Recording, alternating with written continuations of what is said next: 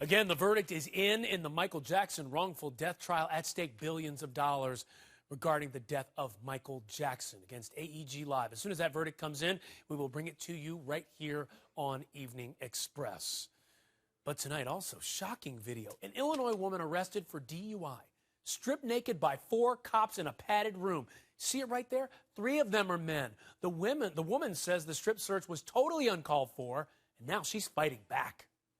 Are you going to arrest me? I am going to arrest you for DUI. An Illinois woman arrested for driving under the influence. But that's not the story. This is. 4 officers carried Dana Holmes into a padded cell at the LaSalle County Jail. Face down on the floor, the 3 men and 1 woman stripped all of her clothes off. I was terrified. I felt helpless. I was scared and I lay there crying. It started when officers pinned Holmes to the ground after she lifted her leg during a pat-down. And now she's suing. These are on-duty deputy sheriffs humiliating and groping a female inmate. And it makes you wonder, were these guys ever trained? The LaSalle County Sheriff's Office is so far not talking about the strip search because of the lawsuit.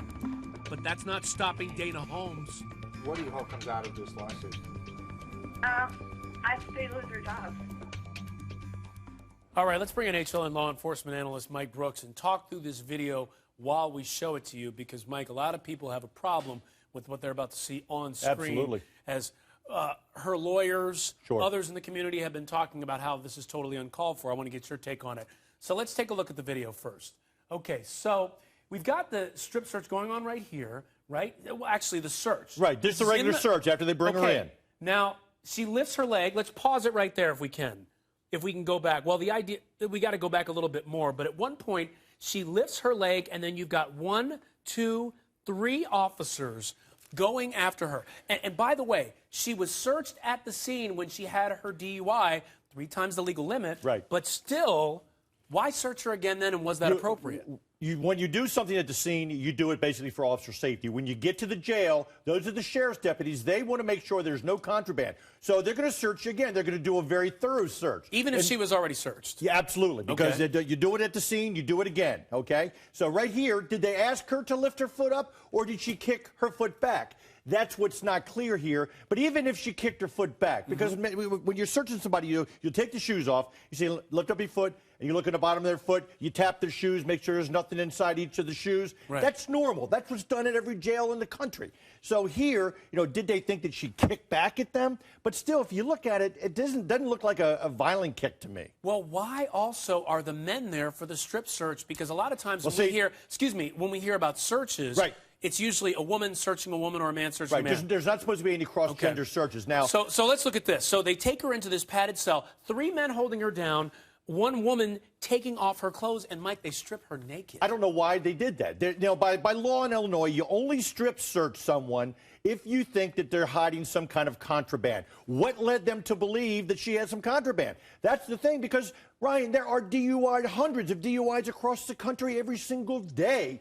And I guarantee you, I would say 99.9% of those arrests do not involve a strip search. So you say no reason to do that right there. And again, when I think about strip searches, I usually think approval from your supervisor, the officer, at least in Illinois, I know this is true. In Illinois, it's got to be a female officer searching another female officer, and in a secluded area. Right. Well, when you go through TSA at the airport, right, you don't have a female officer if you're doing a pat down on you. Right. Now if a male officer at the scene for officer safety can just feel around the waist and under the arms, but not around the breast, just for officer safety there. Then when they get them to the jail, they'll do a more thorough search. So for you, that second part uncalled for. Right, but I want also, one of the things we don't hear. Right. We don't hear any audio with this tape. But still, even if you had audio, what led them to believe that she had some kind of contraband? I'm not buying the whole search. And by the way, the police office is saying, the precinct is saying they're not commenting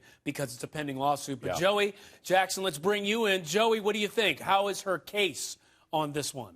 You know what, Ryan? I think it's a pretty powerful case. I think what she'll do is what she did do, which is to file a 1983 action named after the United States Code, 42 U.S.C. 1983. And what it is it's a code that says that if you are deprived of your liberty interest or otherwise denied rights under the guise of officers acting under their authority, then you have a claim. And so I'm just hard-pressed to know, as Mike was pointing out, what may have justified this. Certainly if there was some reasonable suspicion that there was contraband, as Mike mentioned, then you could make the argument that they could do Joey, it. real quick, Mike's right. We don't have the audio, but we do see that leg lift.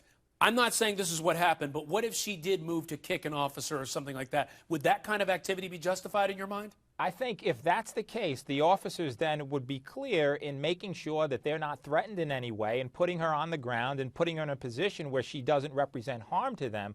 But going from a kick of the leg to justify all of the clothing off and having male officers degrade and otherwise humiliate a female there for DUI, I think certainly that municipality has a lot of explaining to do. And I see a settlement, of some number being awarded to her based upon their conduct, not to mention an investigation that could lead to criminal prosecution here. It's that serious. And, Joey, and at the time, and Ryan, at the time of her arrest, apparently she wasn't combative with the arresting officer and the officer that transported her to the county jail. That's the big point. They searched her before she got there. And again, I just want to say this. Police say they can't comment because it's a pending litigation, but still, a lot of questions in that one being raised, Lynn.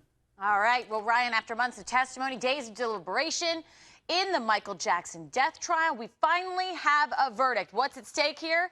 $2 billion. You're going to see the verdict here live coming up.